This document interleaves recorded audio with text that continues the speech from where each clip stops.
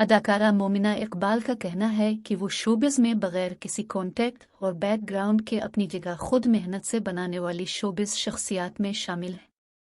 हाल ही में मोमिना इकबाल निजी TV channel के एक शो में शरीक हुई, जिस दौरान मेज़बान मोमिन साकिब ने उनसे उनके कैरियर के दौरान पेश आने वाली मुश्किलात का सवाल किया, जिसके जवाब में मोमिना इकबाल ने बताया कि उन्होंने जिस वक्त शोबिज़ में एंट्री दी इस वक्त उनका कोई भी रिश्तेदार शोबिज़ में नहीं था। यही वजह थी कि उन्हें शोबिज़ इंडस्ट्री में अपनी जगह बनाने में दिक्कत उठानी पड़ी।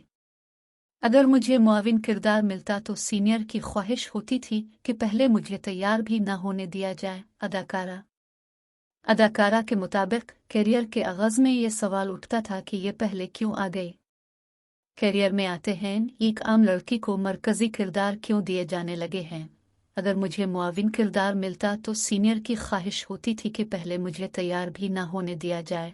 इसी तरह मेरे सीन से पहले उनके सीन रिकॉर्ड किए जाएं। इस फील्ड के आगाज में सीनियर्स अदाकारा नई आने वाली अदाकाराओं का बैठे रहना भी पसंद नहीं करते थे। अदाकारा ने बताया कि लेकिन ये सूरत हाल हर शोबे में है।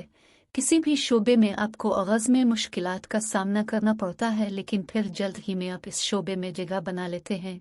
मैंने भी क्या मैं मुश्किलात से नहीं घबराई और फिर इज्जत देना अल्लाह के हाथ में है। जब इज्जत और फैंस का प्यार मिला तो मैंने सोच लिया कि अब मुझे और काम करना है।